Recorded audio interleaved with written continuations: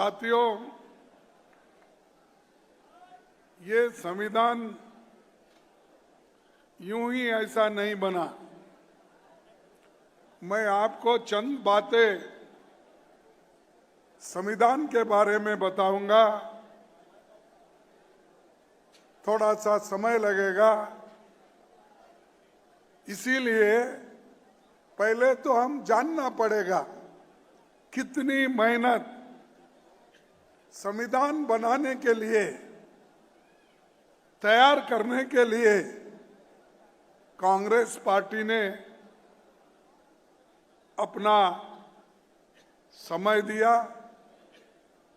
और इसको बनाने के लिए डॉक्टर बाबा साहब अम्बेडकर ने किस ढंग से उन्होंने अपना योगदान दिया।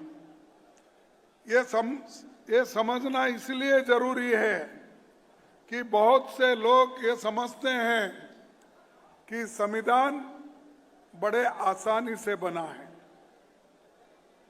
संविधान आसानी से नहीं बना।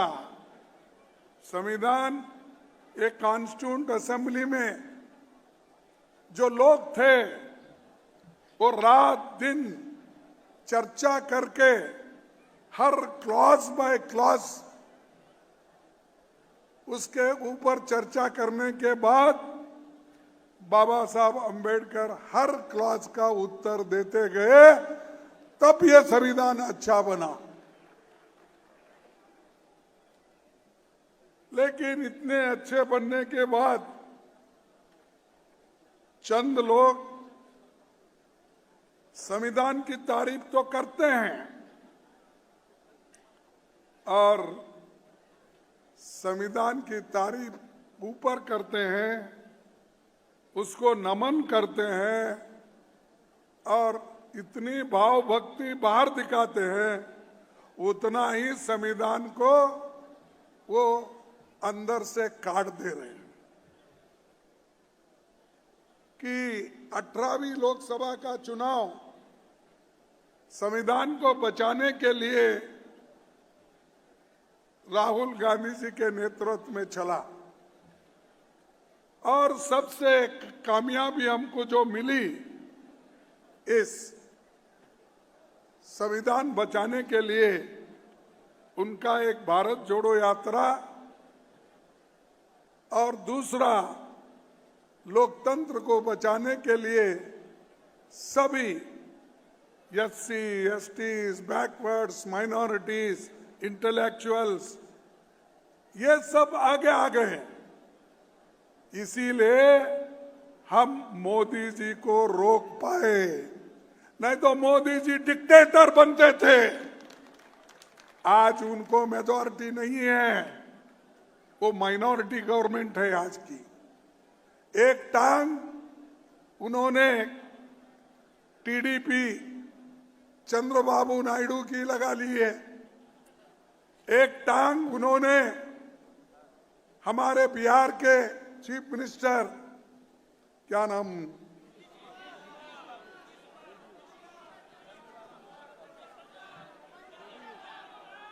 तो उनकी टांग लगा लिए है। ये दोनों टांग लगा लेके चल रहे हैं मोदी जी। उसमें से एक टांग कोई खींच लिया तो एक गिर जाते हैं, सरकार गिर जाती है।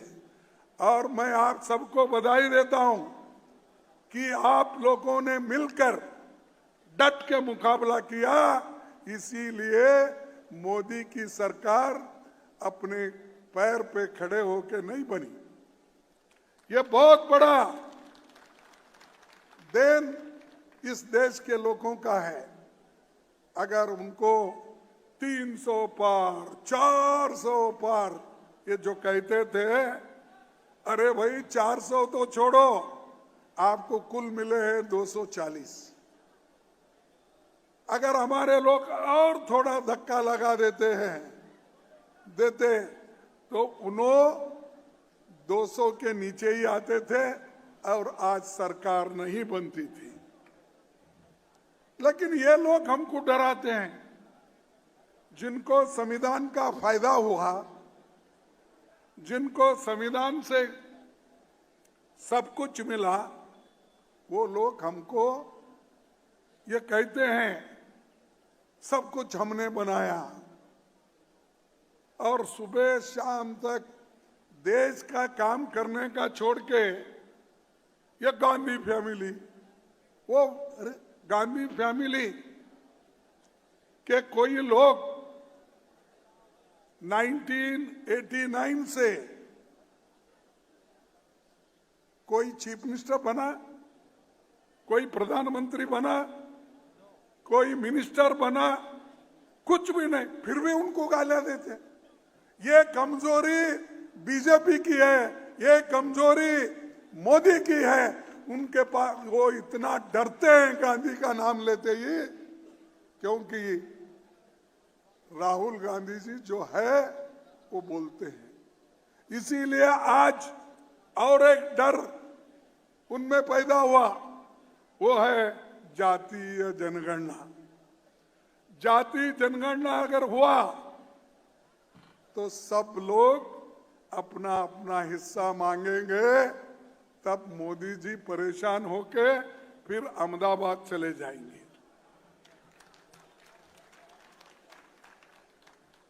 तो भाइयों,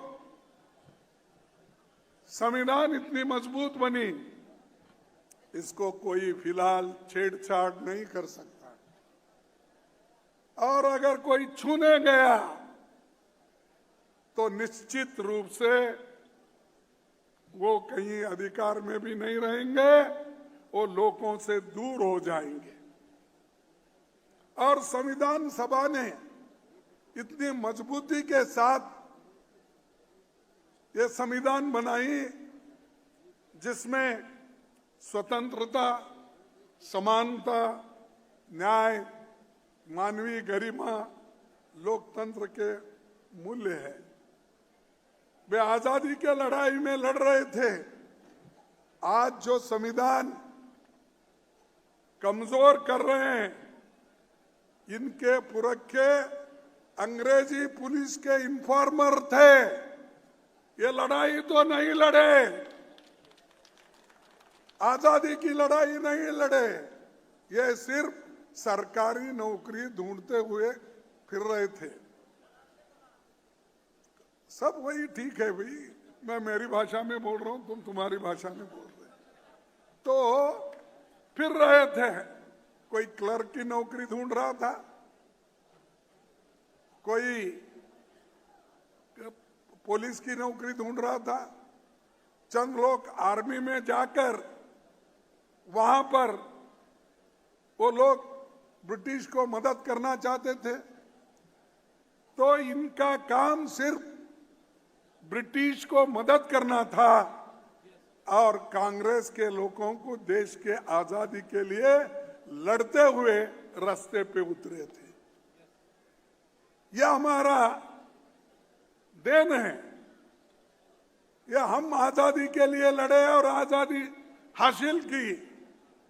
और जो आदमी आजादी के लिए लड़ा, उसके ऊपर गोली चलाने वाले कौन है? महात्मा गांधी जी के सीने में गोली मारने वाले लोग कौन हैं? अरे ये लोग, और ये लोग बोलते हैं कि संविधान को नमन करते हैं और हमने आजादी, एकता, क्या क्या की भाषा बोलते हैं। अरे भाई, अगर आप सही देश में एकता चाहते हैं तो आप मिल के काम करो, प्रेम से काम करो, नफरत छोड़ो। जैसा कि राहुल जी ने कहा था कि नफरत के बाजार में मोहब्बत की दुकान, अरे वो करो। लेकिन मोदी जी हमेशा नफरत फैलाने की बात करते हैं और दूसरों को कहते हैं कि कांग्रेस वाले ये नफरत फैलाते हैं, कांग्रेस वाले एकता नहीं चाहते। अरे हम तो देश को एक बनाने के लिए ही संविधान बनाया, सबको समान हक देने के लिए एक संविधान बनाया। एक जमाने में ये लोग अपना स्त्रियों को, महिलाओं को वोटिंग अधिकार देना नहीं चाहते थे। और आप अगर मनुस्मृति पढ़ेंगे, उसमें शूद्र और महिला को कोई अधिकार नहीं था। और बोलते थे, अरे वो तो तांडन के अवतारी है, क्या है ऐसा, ये बोलते थे, उनको नहीं देते थे। लेकिन संविधान महिलाओं को अधिकार दिया, 18 साल के ऊपर के बच्चों को अधिकार दिया, और सब लोगों को अडल्ट फ्रेंचाइज का हक देकर आज इस देश का आजादी और देश का जो आज ये बना, सरकार बना है, इस तत्वों के ऊपर बना है, सबको साथ लेके बना है। इनके स्लोगन सिर्फ 2 है, सबका साथ, सबका विकास, बाकियों का सत्यानाश। हाँ, क्योंकि अरे महिलाओं को वोट हम दे रहे हैं, और तुम 3000-4000 साल के बाद अगर करते हो, उसमें तो कुछ नहीं है, ना शूद्र को नहीं है, ना बैकवर्ड को नहीं है, ना महिला को नहीं है। फिर ये कैसी समानता तुम्हारी थी? और जब मैं पार्लियामेंट में बहुत सी बातें सुनता हूं और बाहर भी जब सुनता हूं, समानता की बात करते हैं, देश को एक रखना है, क्या हम तोड़ना चाहते हैं? अरे देश को एक रखने के लिए तो इंदिरा गांधी जी अपनी जान दी क्या नहीं? हमारे राजीव गांधी जी, उनका कुर्बानी हुआ, उन्होंने जान दिया कई के लिए, देश एक रखने के लिए। और आपके पास कौन दिया? आपके बीजेपी में और आपके जो लोग हैं आरएसएस के, ये लोग देश के लिए इनकी कुछ देर नहीं है। और देश के लिए इनके घर में एक छोटा सा कोई, मैं अगर बोलूं तो वही बहुत बड़ा बात हो जाएगा। कोई मरा भी नहीं है, देश के लिए कोई मरा नहीं है। अरे यहां तो लाखों लोग सड़क पर आकर गोलियां खाए, अपना घर छोड़े, बीवी बच्चों को छोड़ के आकर आजादी के लिए लड़े। और आप जो कुर्सी पे बैठे ना, वो हमारी देन है, हम और हमारे संविधान की। और हमको ही बोलते हो कि क्या किया कांग्रेस ने, पहले 70 साल में क्या किया बोलते थे, हम छोड़ दिए। 55 साल में क्या किए, ये बात बोलते हैं। अरे हमने तो बहुत कुछ किया, तुम आए लूट के खा रहे हो, अदानी अंबानी ऐसे लोगों को दे रहे हो। और ये लोग कभी देश के लिए सोचे नहीं, सिर्फ मोदी उनके लिए सोचे, मोदी उनके लिए सोचे, उन्होंने मोदी के लिए सोचे।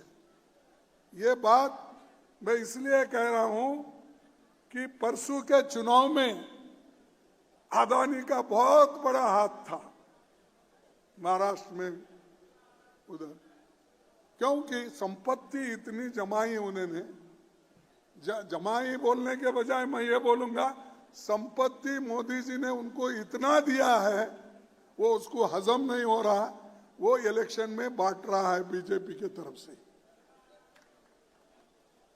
इसीलिए भाइयों, इनको कोई कॉन्स्टिट्यूशन वैल्यूज नहीं, ये इनके पास इंस्टीट्यूशनल इंटीग्रिटी नहीं है, फेडरल कैरेक्टर नहीं है।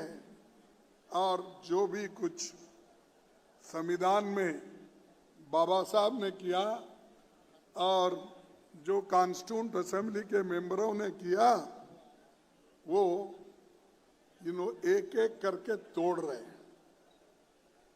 मैं एक बात बताता हूं, सब लोग मानते हैं, मैं ये कहने में थोड़े वैचारिक डिफरेंसेस हो सकते हैं, फिर भी उस वक्त डॉक्टर राधाकृष्णन ने एक बात की, क्या की, मैं इसको जरा पढ़ के बता दूं।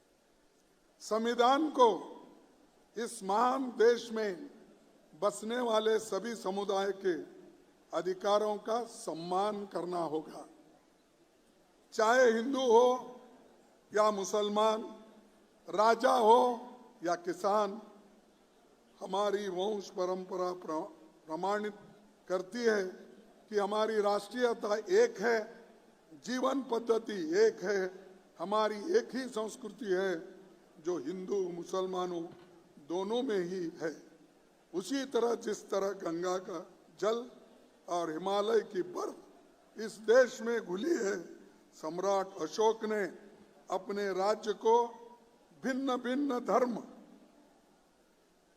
और जाति में बटा देखा तो उन्होंने कहा था अशोक ने कि समवाय एवं साधु का आदेश दिया, यानी एकता ही सर्वोत्तम वस्तु है। ये सम्राट अशोक ने दिया, पटना से लेकर अपने कई देशों अफगानिस्तान तक सब जगह। और ये लोग एक है तो सेफ है। और दूसरा कोई बोलता है कि क्या बोलता है भाई, एक तोड़ना, बटेंगे तो कटेंगे। किसके लिए भाई, कौन बांट रहा है देश? अरे देश के लिए तो हम लोग तैयार हैं। और यहां तो एकता को काटने वाले बांटने वाले आप लोग हो, हम नहीं। हर जगह जाना, ऐसे भड़कीले भाषण करना, लोगों को मिसगाइड करना और धर्म के नाम पर वोट की बात करते हैं। लेकिन हम सिर्फ संविधान की बात करते हैं। संविधान बचा, लोकतंत्र बचा तो सब लोग बचते हैं, सिर्फ आपके कहने से नहीं। और बाबा साहब अम्बेडकर ने एक बात कही थी, मैं दो कोटेशन उनका बोलता हूं, एक यहां है और एक दूसरा आएगा। उन्होंने कहा, यदि राजनीतिक दल अपने पंथ को देश के ऊपर रखेंगे तो हमारा स्वतंत्रता एक बार फिर खतरे में पड़ जाएगी। समझे? यदि राजनीतिक दल अपने पंथ को देश से ऊपर रखेंगे तो हमारी स्वतंत्रता एक बार फिर खतरे में पड़ जाएगी और संभवतः हमेशा के लिए खत्म हो जाए। हम सभी को इस संभाव्य घटना का दृढ़ निश्चय के साथ प्रतिकार करना चाहिए। ये बाबा साहब जो अछूत उनको कहते हैं, दलित कहते हैं, उन्होंने देश के बारे में ये बात बोली। अगर आप लोग ये स्वीकार करते हैं तो हमको पाठ मत पढ़ो, तुम खुद उसका आचरण करो।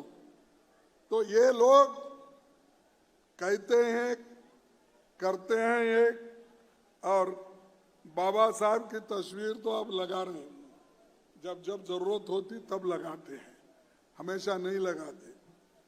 तो ये आपने जो जागरूकता अभियान चला रहे हैं, मैं आप लोगों को धन्यवाद देता हूं, क्योंकि ये कम से कम सबको पहुंचे।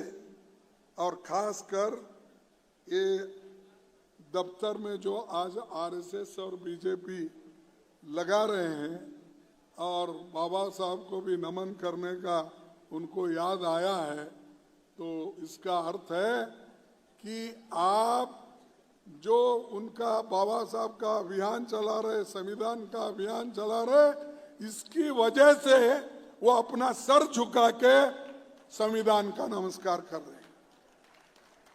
नहीं तो संविधान, बाबा साहब, उनको कुछ नहीं, सिर्फ गोलवलकर गुरुजी और आरएसएस इधर ही देखते थे वो। लेकिन आज आपने झुकाया उनको, संविधान को नमन करने के लिए आपने सिखाया। इसलिए आप लोगों को मैं धन्यवाद देता हूं। ये मोमेंट के वजह से चल रहा है।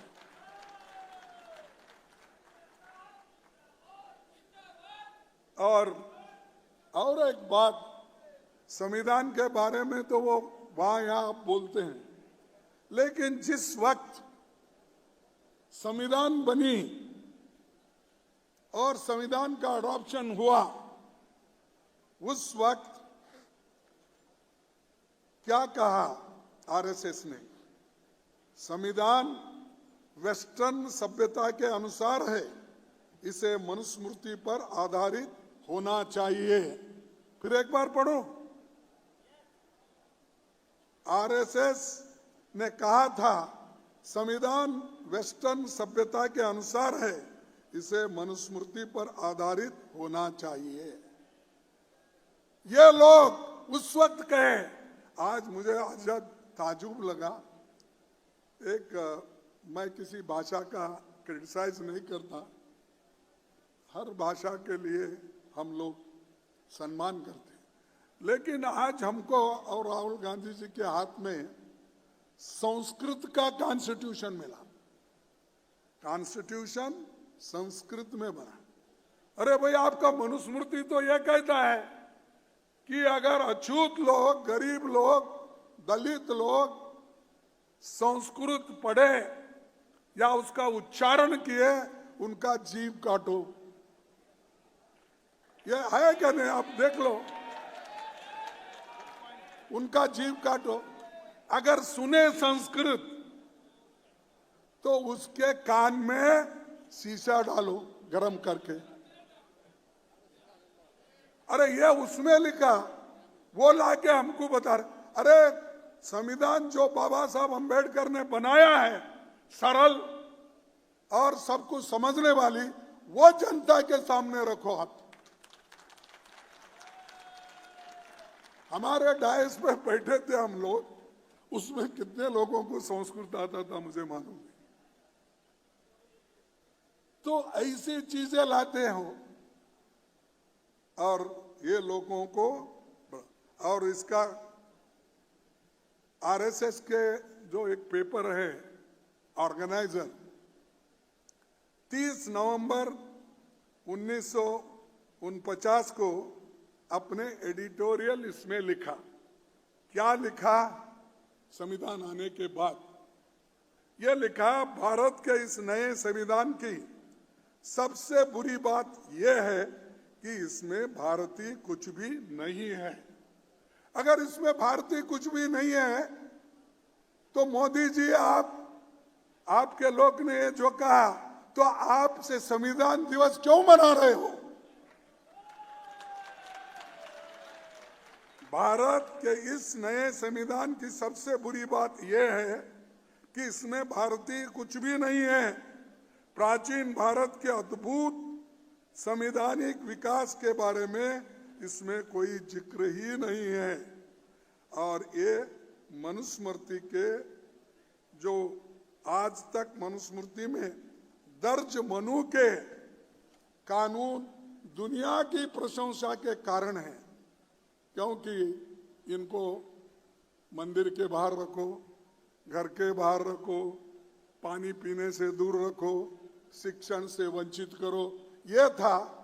तो ये कहते हैं आरएसएस के लोग अपने ऑर्गेनाइजर पेपर में लिखते हैं, कानून दुनिया की प्रशंसा का कारण है और वे स्वयं स्फूर्तित, आज्ञाकारित और अनुरूपता पैदा करते हैं। हमारे संवैधानिक विशेषज्ञ होने के लिए ये सब निरर्थक है। तो जो संविधान का अपमान करते हुए और मनुस्मृति का वो उसकी स्तुति करते हैं, क्या ये लोगों को मानना चाहिए? ये लोग ढोंगी है, इसी से बताता है। और बड़ी बड़ी भाषण तो करते हैं हमारे प्राइम मिनिस्टर, पर इसका खंडन क्यों नहीं करते? ये अच्छा नहीं है। और आरएसएस को बोलना चाहिए, हमारे लोग गलती किए मैं इसमें हिस्सा नहीं लेता। मैं सिर्फ बाबा साहब अम्बेडकर का भक्त हूं, उसी को मैं विश्वास में रखकर काम कर रहा हूं।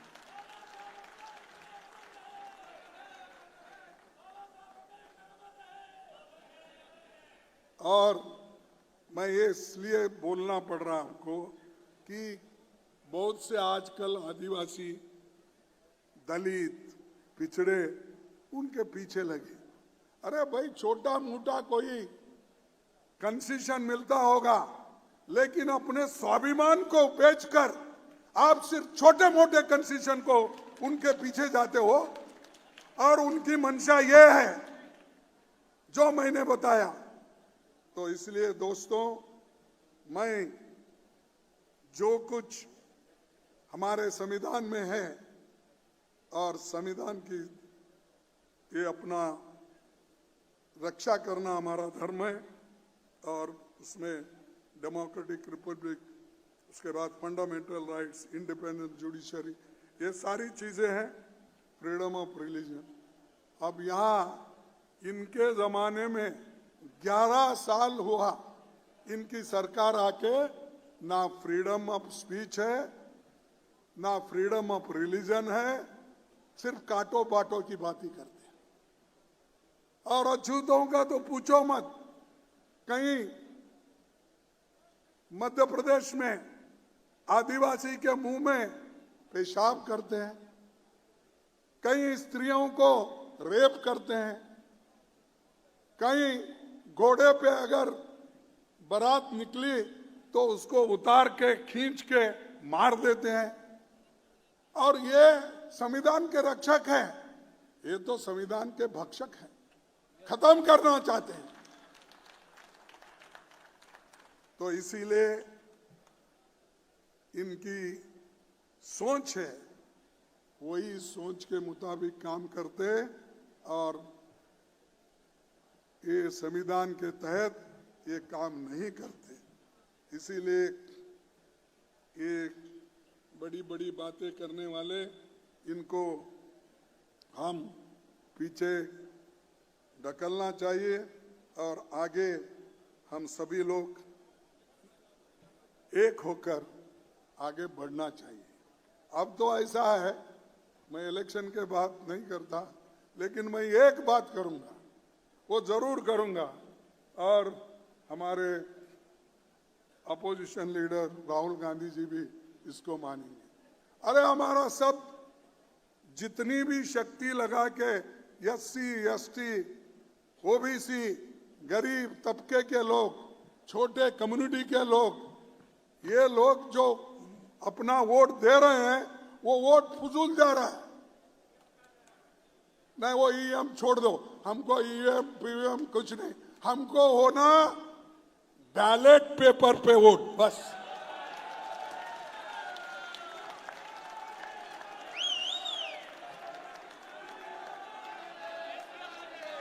उनको वो मशीन उनके घर में तो रख लेने दो, या मोदी साहब के घर में रहने दो, या शाह के घर में रहने दो। अगर किसी गोडाउन में, अहमदाबाद में बहुत से गोडाउन बने हैं, वहां ले जाके रख लेने दो, हमको बस पेपर पे करो।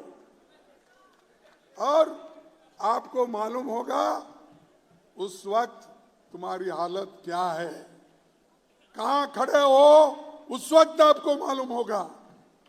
तो मैं ये अपने पार्टी के तरफ से एक मुहिम शुरू करना चाहिए।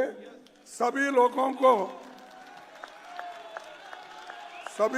को कहना चाहिए, सभी पार्टियों को भी हम कहेंगे, और राहुल गांधी जी के नेतृत्व में जैसा भारत जोड़ो यात्रा निकाले, वैसा ही ये पेपर, बैलेट पेपर हमको चाहिए।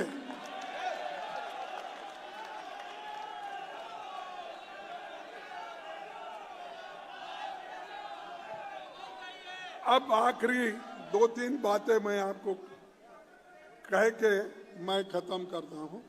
1-2-3 बातें इसलिए कहना पड़ रहा, आप बहुत से लोग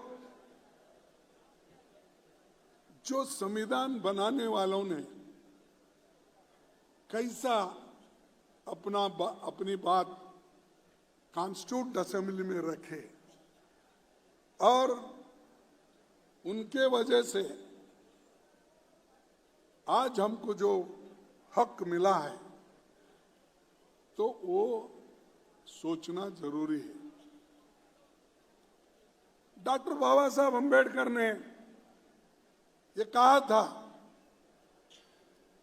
I came into the Constituent Assembly with no greater aspiration than to safeguard the interest of the scheduled caste, scheduled tribes. I had not the remotest idea that I would be called upon to undertake more responsible functions. I was therefore greatly surprised when the Assembly elected me to the drafting committee. ये बाबा साहब के word है। कौन elect किए? Constituent assembly ने elect किया, जिसमें कांग्रेस की बहुमत थी और कांग्रेस के वजह से बने। I was more than surprised when drafting committee elected me to be its chairman. There were in the drafting committee many competent people. I am grateful to the Constituent Assembly and the drafting committee for reposing in me so much trust and confidence, and to have chosen me as their instrument and given me this opportunity of serving the country. ये बाबा साहब अंबेडकर ने बोला, वहाँ एक member के नाते वो जाना चाहते थे, लेकिन उनके विचारों को देखकर उनको ड्राफ्टिंग कमेटी का चेयरमैन कांग्रेस ने बनाया। ये बोलना चाहिए, नहीं तो अकेले बाबा साहब अंबेडकर नहीं बनते थे। जो हम देवता उनको मानते हैं, वो देवता नहीं बन सकते थे, क्योंकि कांग्रेस ने सब कुछ मदद की और आज हमारा संविधान बना और संविधान के वजह से हम सब लोग यहाँ वहाँ उधर इधर बैठ रहे हैं।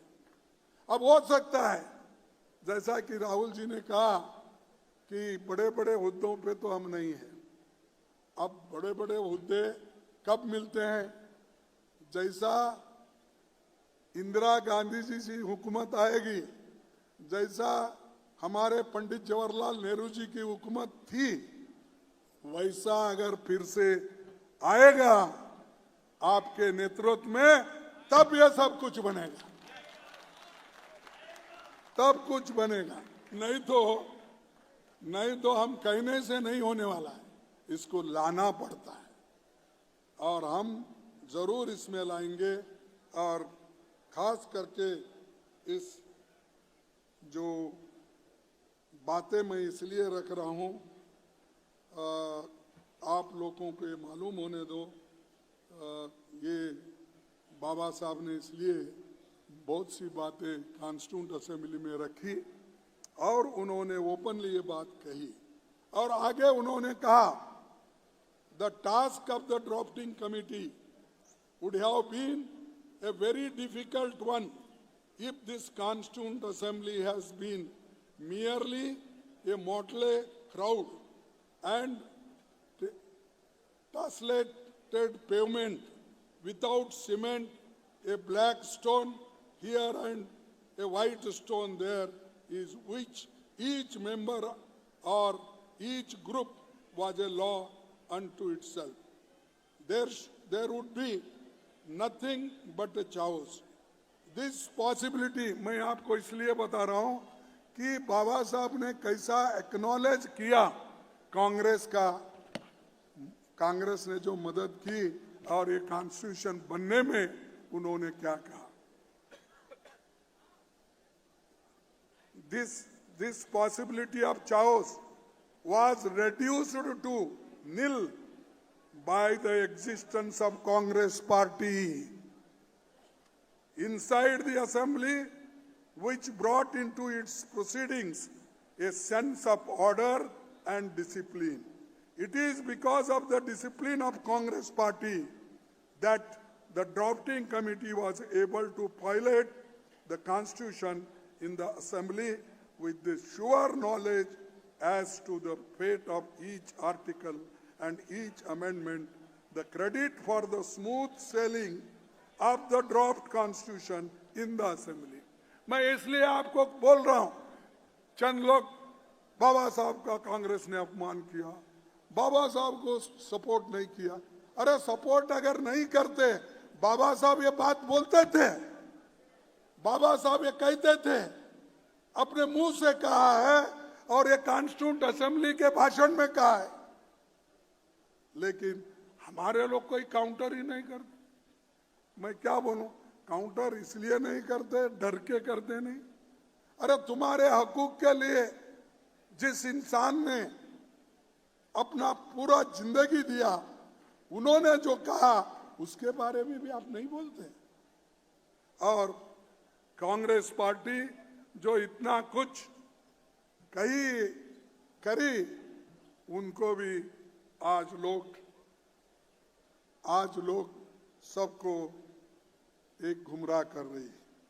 भाइयों, मैं ज़्यादा वक्त आपका लेना नहीं चाहता, क्योंकि बाबा साहब अम्बेडकर को इवन त्यागपत्र देने के बाद भी फिर उनको पार्लियामेंट में अगर किसी ने लाया, वो कांग्रेस ने लाया। डॉक्टर जय कुमार बॉम्बे के राज्यसभा मेंबर थे, उनको नेहरू जी ने कहा कि भाई डॉक्टर अंबेडकर को हमको इस सदन में लाना है, आप रिसिग्नेशन दो और आपके जगह पे डॉक्टर बाबा साहब अंबेडकर को लाएंगे। उन्होंने लाया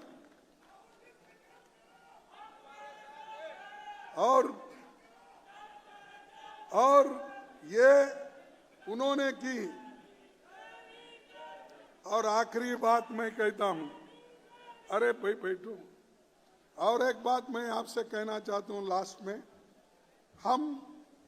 ये बाबा साहब ने ही कहा था, हम 26 जनवरी 1950 को एक विरोधाभास पूर्ण जीवन में प्रवेश करेंगे।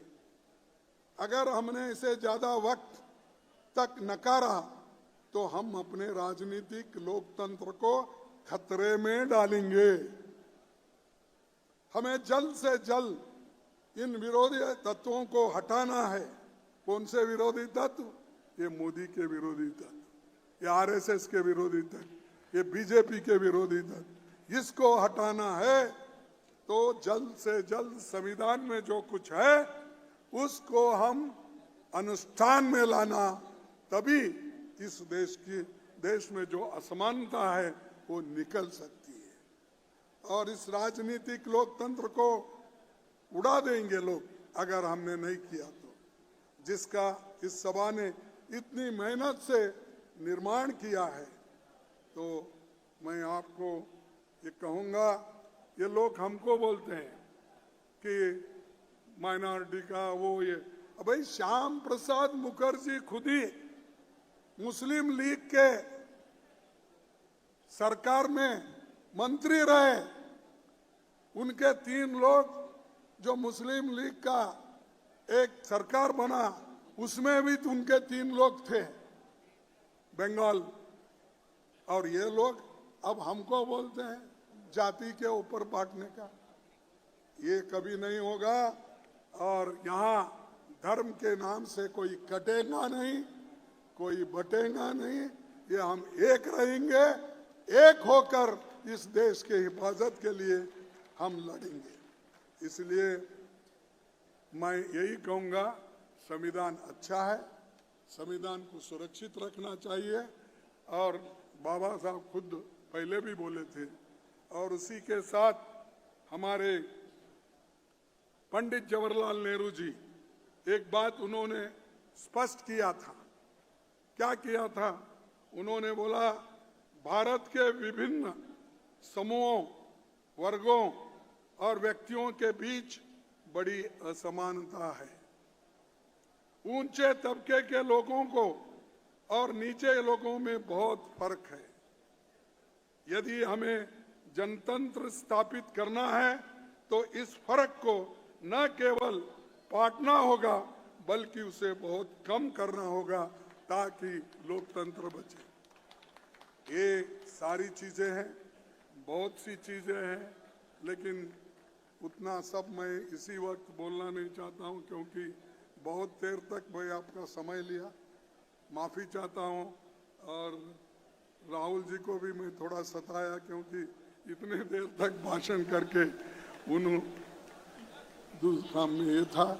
लेकिन मैं इतना ही कहूँगा कि आप सब लोग मिलके काम करो। मैं 2 स्लोगन दूंगा आपको। आप ये बोलना चाहिए, मैं बोलूंगा आवाज दो, तुम कहना हम एक है। आवाज दो, आवाज दो, आवाज दो। जय हिंद, जय संविधान।